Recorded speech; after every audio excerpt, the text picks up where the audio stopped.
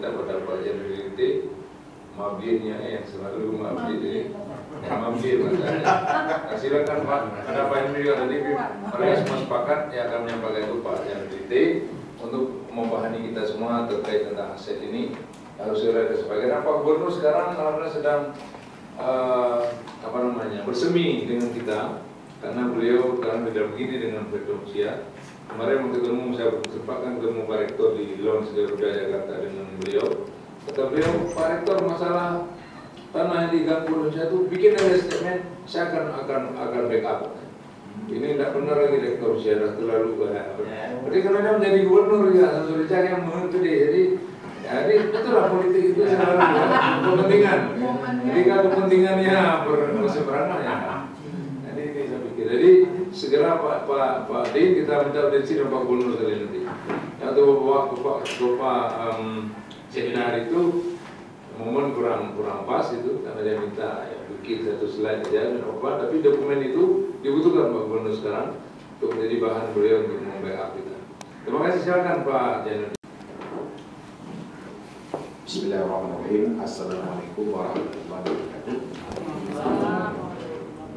Yang kami hormati Bapak Rektor dalam hal ini Bapak Wakil Rektor 1, Bapak Ibu semuanya. Mohon izin kepada Bapak Muhammad Siddiq Ketua Tim untuk menyampaikan informasi terkait dengan masalah aset atau dalam bahasa lain adalah masalah perseteruan tanah Okelma dengan Unsiah. Sebagaimana yang kita ketahui bahwa dalam waktu yang cukup lama persoalan tanah antara Unsiah dengan Unsiah ini itu sudah berlangsung cukup lama.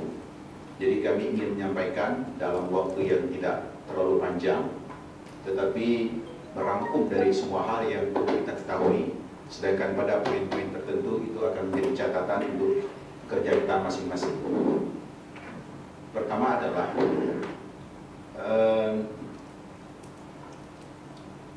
apakah sebenarnya yang terjadi atau apa yang sebenarnya yang terjadi antara Unsiah dan UI terkait dengan masalah tanahan. Sebagian menganggap apakah sengketa, tidak ada sengketa, perselisihan, bukan perselisihan. Sebenarnya apa yang terjadi? Nah, ini yang perlu kita pahami bersama. Dalam amatan kami yang terjadi adalah UIN yang pada saat itu IAIN sebenarnya itu sebagai sebuah lembaga institusi yang ada di Kopelma Darussalam juga, sama dengan Unsiah berada di Kopelma Darussalam juga. Dan juga sebagaimana kita ketahui dalam literatur sejarah ada juga yang namanya Tengkuci Pantrikulu atau Dayah Manyang Tengkuci Pantrikulu. Dan ketiga-tiga ini mereka menempati tempat apa yang kita sebut dengan Kopelma Darussalam. Nah, dalam waktu yang cukup lama di tahun 1992 Unsiah dapat sertifikat tanah. Atas dasar perolehan sertifikat itulah kemudian Unsiah mengakui dirinya bahwa seluas lebih kurang 145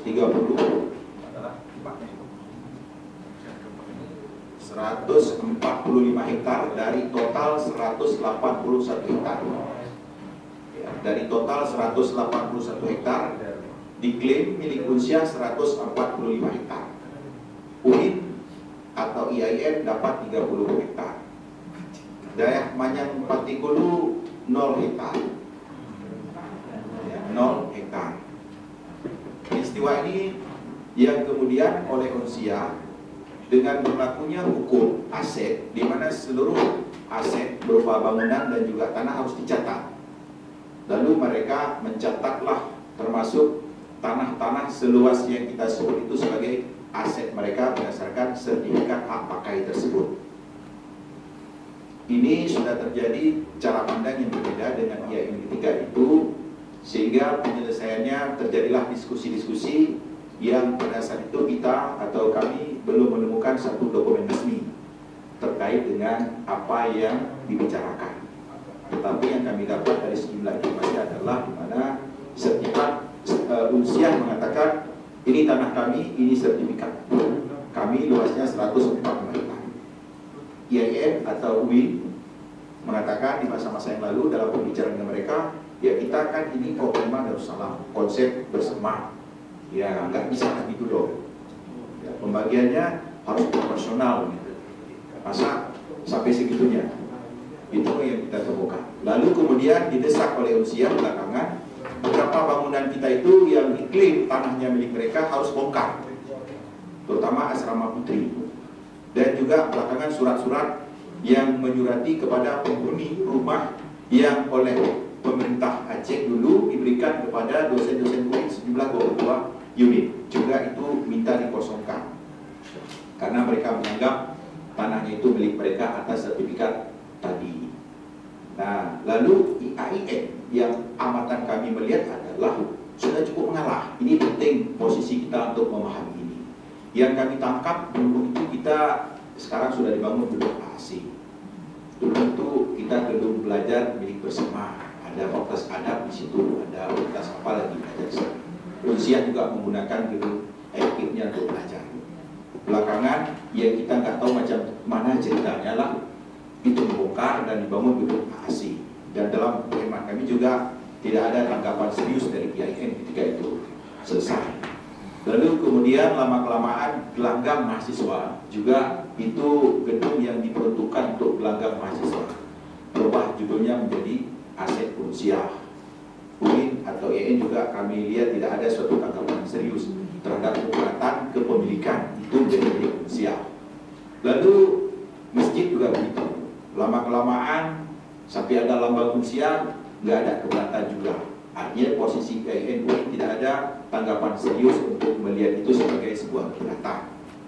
Lapangan Tugu juga begitu, dikuasai oleh Unsiah, dicatat sebagai milik mereka, dipagar, bahkan kita ketika mau pakai harus minta izin. Tidak juga ditemukan tanggapan yang serius, kecuali kita hanya menyatakan bahwa itu milik bersama. Tapi hari ini yang kita lihat adalah asrama putri diminta oleh mereka dibongkar. Jadi pada hari ini kita harus memiliki suatu tanggapan yang serius. Nah, disinilah posisi yang terjadi antara Unsiah dan UIN. Itu yang terjadi. Silakan Bapak Ibu menafsirkan apa sebenarnya. Nah, apa yang kita lakukan? Pak Rektor sudah membentuk tim aset yang diketuai oleh Pak Sidik. Di sini ada Pak Talal, ada saya, ada Pak Fuad Mardadilah, kemudian Pak Warek 1, Pak Warek 2 masuk, Pak Ibnu Sadan juga masuk di sini. Siapa lagi Pak Sidik? Ya, belakangan Pak Hilmi, ya Pak Hilmi dari aset. Belakangan kita ikut sertakan tim dari apa? Dari PKH. PKH ini ya klinik hukum dari Fakultas Hukum untuk membackup kita akan memberikan berbagai kontribusi pengetahuan tentang hukum agar kita tidak keliru. Nah, kita sudah melakukan pertemuan-pertemuan dengan DJKN. Waktu itu Unsiah melapornya begini, CCM begini, ini tanah kami mau bangun, lalu ada bangunan IAIN minta dibongkar. Mereka melapor ke DJKN, itu kronologis awalnya ketika kami tangani. Lalu kita dipanggil oleh DJKN dipertemukan dengan Unsiah. Dalam pertemuan tersebut mereka menyatakan mereka dihadiri oleh Pak Warek 2 Unsiah, kita dihadiri oleh Pak dipimpin oleh Pak Warek 2 UIN. Hadir ada Pak saya, Pak Talal, kemudian Pak Sidik, Pak Fuad Mardadilah, Pak Hilmi, kita tim lengkap. Mereka dalam pertemuan pertama dihadiri oleh atau ditemani oleh Pak Umam Hamid, juga Pak Mordi Ismail, mantan dekan dan timnya, mantan dekan Fakultas Hukum ketika itu. Dalam pembicaraan tersebut kita belum memiliki dokumen apapun. Ini penting. Kita belum memiliki bahan apapun.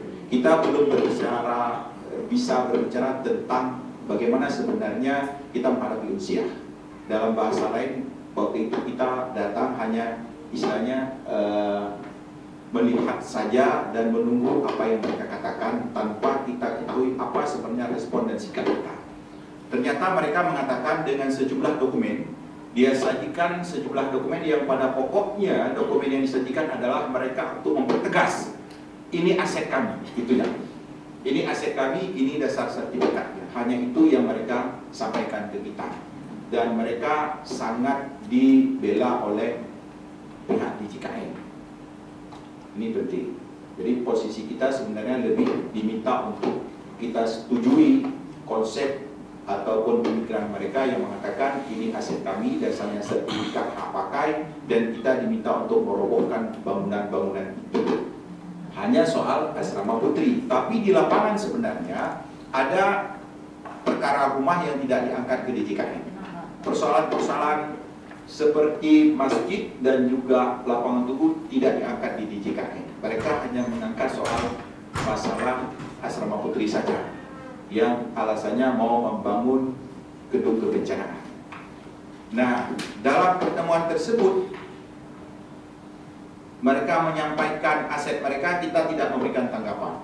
Lalu kita menyatakan kepada mereka bahwa kami belum memiliki sebuah keyakinan terhadap keterangan mereka karena kami belum memiliki dokumen yang meyakinkan terhadap alasan mereka.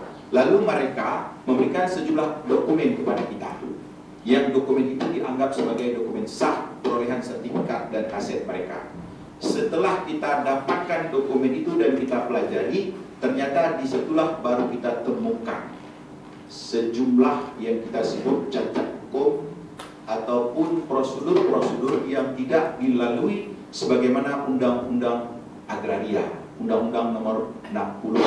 Mereka menggunakan Undang-Undang Aset, hukum aset yang terkini yang dimulai pada tahun 2007 dan yang terakhir adalah PP nomor 2014, jadi nomor 27 tahun 2014 tentang aset. Sedangkan sebelum menjadi aset, dasarnya adalah sertifikat.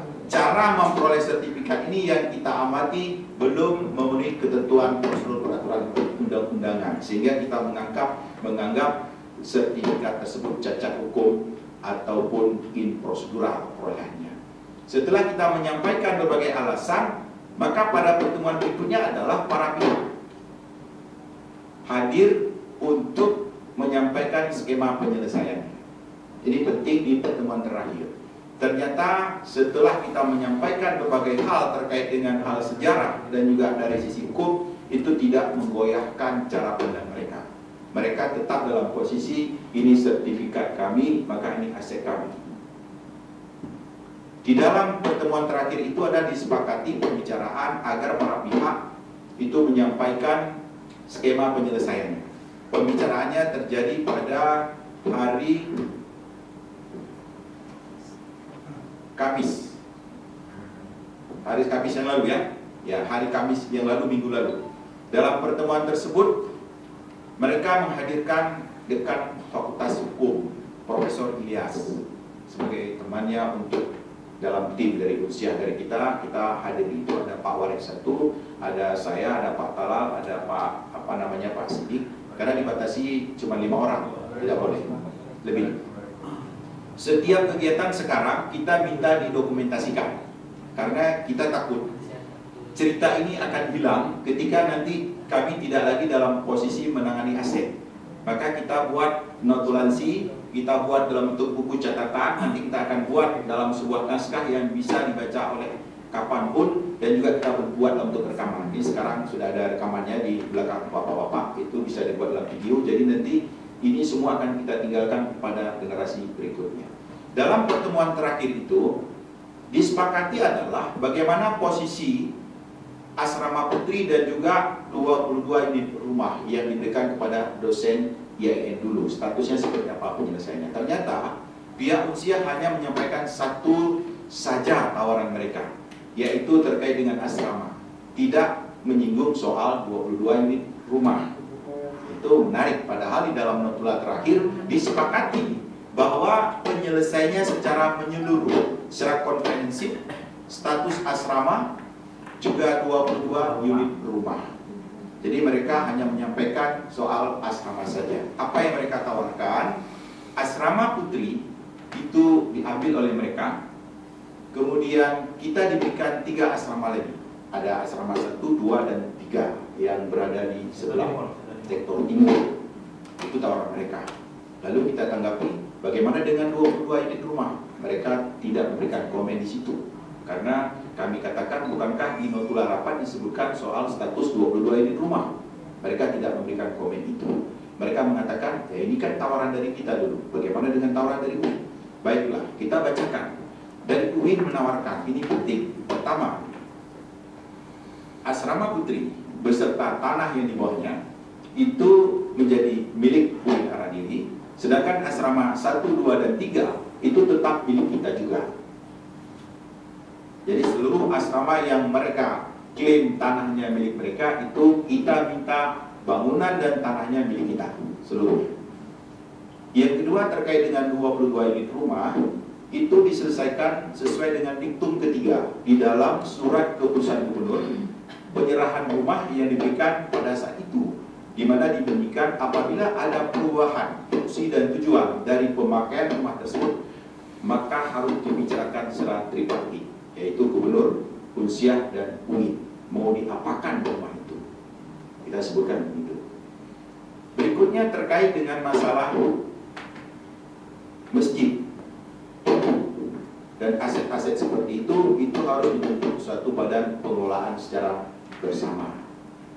Terkait dengan pintu gerbang utama, ya, pintu gerbang masuk dan keluar juga itu menjadi pintu gerbang milik bersama yang tutup bukanya harus disepakati bersama. Kita sampaikan begitu.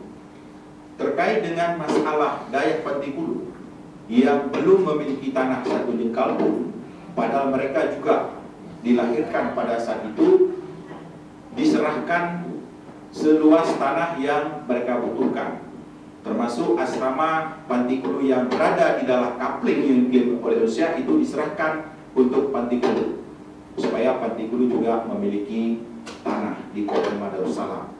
Terkait dengan sekolah-sekolah, beberapa sekolah yang belum mendapatkan akreditasi atau sertifikasi dari sekolah tersebut karena mereka belum memiliki tanah, juga diminta untuk diserahkan tanah yang bangunannya di atas itu menjadi milik mereka. Contoh sekolah SD Bayun, kami sudah cek, mereka sekolahnya tidak terakreditasi karena sudah beberapa kali meminta kepada Rektor Usiah untuk diserahkan tanah itu, diurus itu tidak bisa. Terkait dengan fasilitas kesehatan, puskesmas Darussalam, itu juga sudah kami cek, itu juga mereka tidak bisa mendapatkan pengakuan akreditasi karena tanahnya juga diklaim milik Usiah. Mereka sudah beberapa kali menghadap Rektor juga tidak.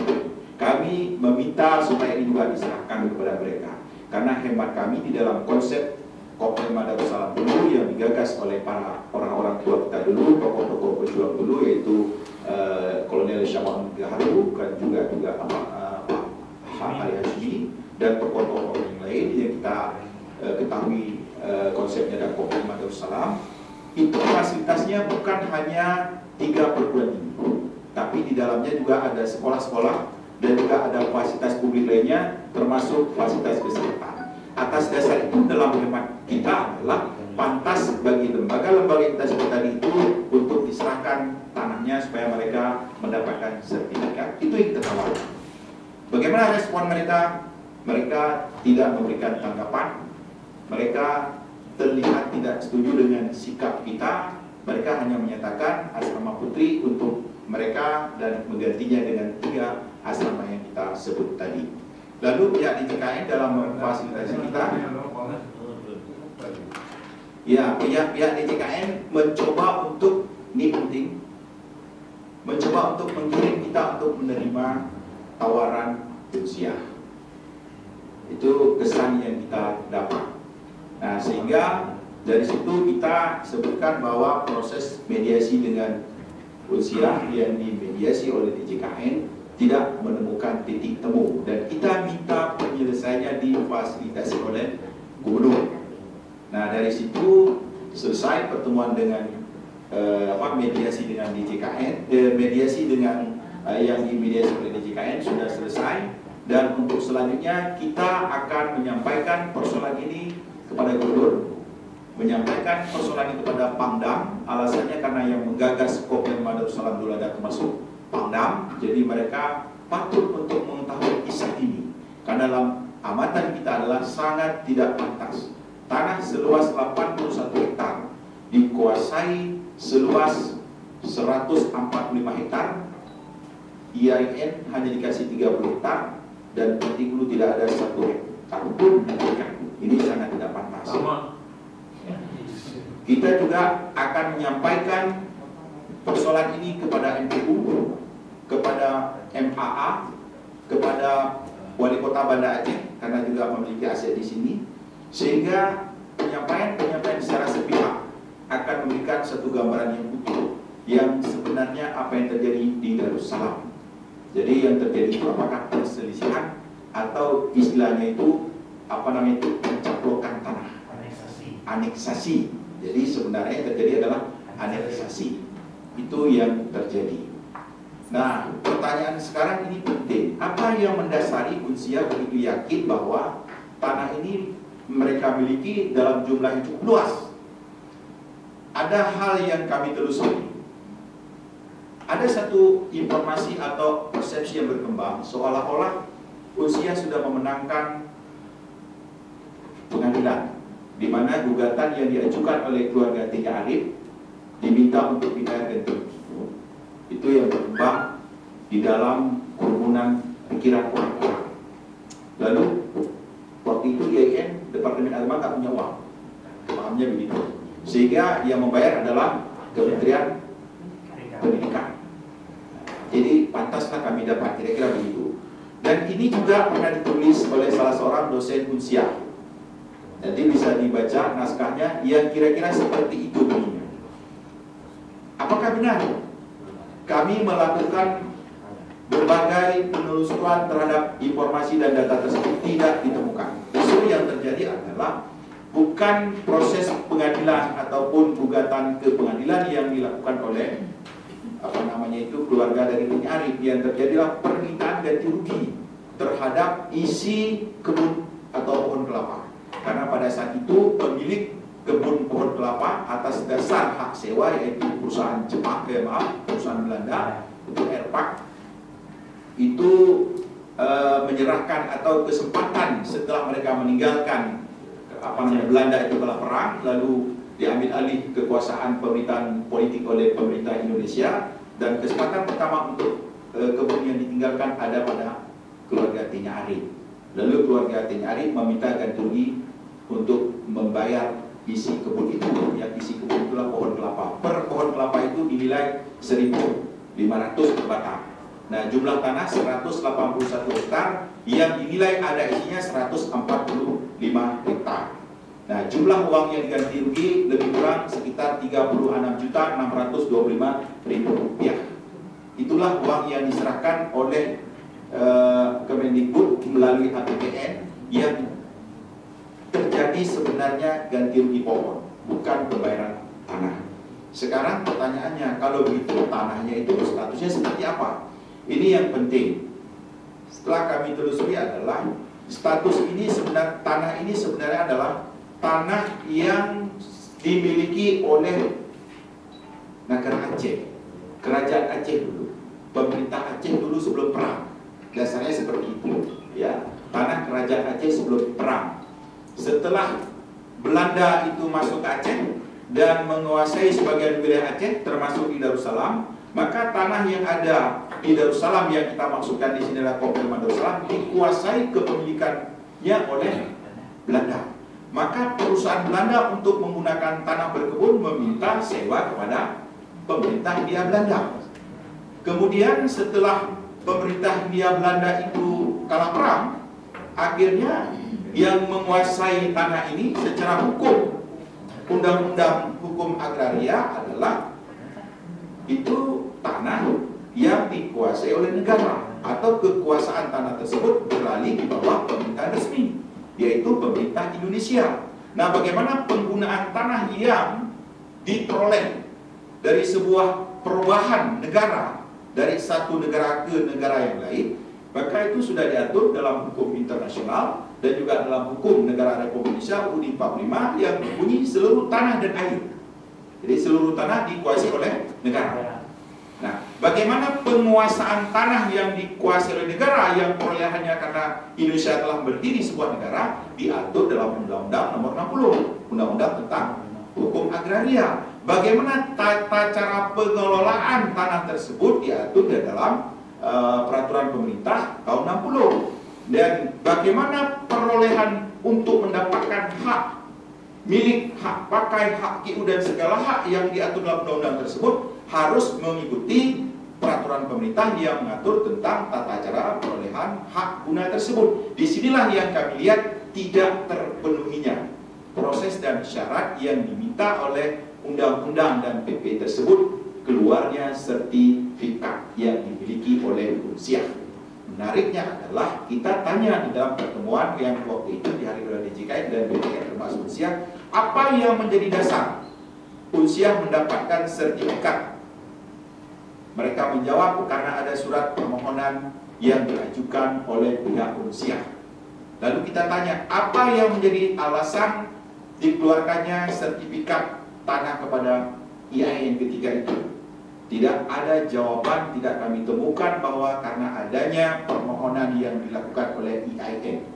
Dan kami sudah menanyakan kepada orang-orang IAIN dulu yang kita waktu itu adakan pertemuan, termasuk Bapak Profesor Iskandar Usman, ada juga Pak Azhari Basar, dan beberapa tokoh-tokoh yang lain yang lama kita hadirkan dalam pertemuan ini. Kita minta dan kita tanyakan ke mereka, adakah Bapak Ibu tahu atau siapa yang pernah mengetahui bahwa IAIN ketika itu pernah mengajukan permohonan pembuatan sertifikat? Tidak ada satu orang pun yang menjawab bahwa mereka mengetahui atau IAIN pernah mengusulkan pengajuan sertifikat tanah seperti yang dilakukan oleh Unsiah. Besar dugaan kami, ini penting, bahwa sertifikat yang diberikan kepada IAIN itu adalah sertifikat setelah dikeluarkan sertifikat kepada Unsiah tahun 92. Tidak lama setelah itu dikeluarkan kepada IAIN tanpa ada permohonan pengajuan sertifikat. Menariknya lagi, sampai hari ini IAIN atau kita belum pernah melihat sertifikat aslinya, yang kita dapat hanya fotokopi. Dugaan kami adalah sertifikat tersebut dikeluarkan oleh BTN setelah dikeluarkan kepada Unsiah. Dan ketika kita tanyakan apa dasar dikeluarkan sertifikat untuk IAIN, mereka orang BTN menjawab dasarnya warkah. Warkah adalah dokumen yang di dalamnya berisi berbagai data-data, surat-surat tanah, termasuk surat hukum yang menjadi dasar dikeluarkannya sertifikat. Sedangkan kita IAIN belum pernah meminta untuk dikeluarkan sertifikat, tapi tiba-tiba sudah ada warkah. Ini pertanyaan-pertanyaan yang menarik. Ada beberapa catatan penting yang sebenarnya bisa kita telusuri dari berbagai hal dari diskusi ini untuk kita ajukan pembatalan sertifikat. Apakah pembatalan diajukan kepada BPN atau kepada pengadilan? Ini masih membutuhkan serangkaian evaluasi dan diskusi mendalam agar posisi kita tidak salah. Inilah yang perlu kami laporkan kepada Bapak Ibu sekalian di dalam forum ini, dan kami juga mengharapkan adanya informasi tambahan, terutama dari dekan itu meminta berbagai informasi tambahan, catatan atau apapun dari masing-masing sivitas akademikanya untuk memberikan dokumen kepada kami secara tertulis tentang status ataupun cerita tanah Kopelma Darussalam. Jadi itu menjadi penting supaya ada perbandingan informasi data yang kami peroleh dan dari semua kita, karena kita ini belum selesai. Mereka sudah laporkan ke Menteri Agama dan kita sudah jawab apa yang dibutuhkan. Jadi ini kemungkinan akan dibahas ke tingkat Menteri Keuangan dan Menteri Agama. Dan kita juga akan menyampaikan ini kepada kalangan pimpinan, gubernur, pangdam dan seterusnya. Dan juga kemungkinan juga kita akan masuk ke pengadilan. Itu semua membutuhkan informasi dan data yang lengkap. Itu sebabnya kami mohon kepada Bapak Dekan masing-masing untuk bisa memanage para dosen dan karyawannya, sivitas akademika, untuk mendapatkan sejumlah dan informasi apapun terkait dengan Kopelma Darussalam. Itu barangkali catatan atau informasi terakhir yang bisa kami sampaikan tentang perkembangan aset tanah bangunan yang sedang kita selisih dengan Rusia. Demikian Bapak Wali. Terima kasih. Terima kasih. Namun sebelum kita akhiri rapat ini, saya serahkan ke floor. Mungkin ada masukan-masukan teman-teman baru atau new finding terkait aset kita, itu saya serahkan ke floor.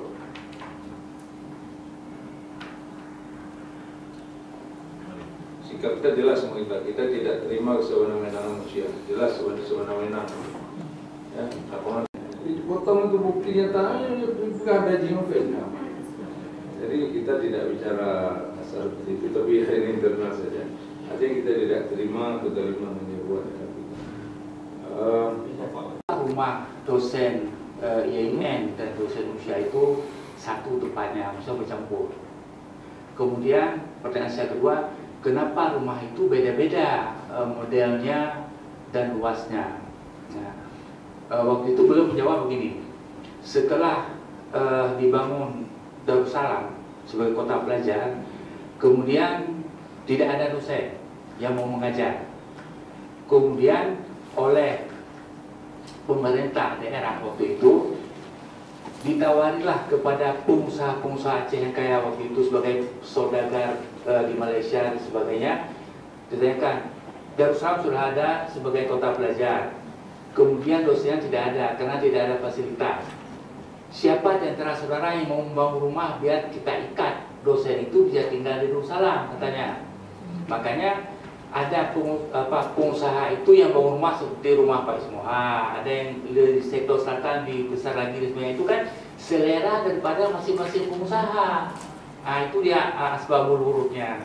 Jadi kalau pengusahanya kaya, dia suka gimana buat rumah seperti itu, kalau ini ya itu dia. Jadi itu saya dengar langsung dari Pak Brali. Nah, kemudian kenapa rumah itu tidak dibeda-bedakan? Artinya di sebelah utara kan yang sama kan? Karena mereka waktu itu tidak berpikir tentang masalah split personality. Jadi persoalan itu enggak. Yang pentingnya bagaimana kota Darussalam ini sebagai jantung hati. Jadi adanya hubungan harmonis antara hubungan harmonis. Yang pertama sama-sama orang Aceh. Yang kedua tujuan kita bagaimana memajukan orang Aceh melalui Darussalam. Nah, itu yang saya dapatkan dari almarhum Pak Dr. Andes Abdul Ali. Makanya rumah kita lihat kan di Duyo situ dulu kan rumah Abdul Ali, kemudian rumah almarhum Pak Sulaiman, kemudian rumah siapa kan mencampur juga rumah Pak Sambasri dan sebagainya kan. Begitulah maksudnya kan. Kemudian di belakangnya itu lagi ada yang Pak Bali ke sana kan, sektor selatan itu. Jadi yang saya tahu tentang kedudukan rumah itu kenapa begitu. Kemudian rumah Pak Ismoha, kemudian rumah siapa lagi ini kan besar-besar modelnya kan, lebih bagus kan, yang di sektor ini tengah ini.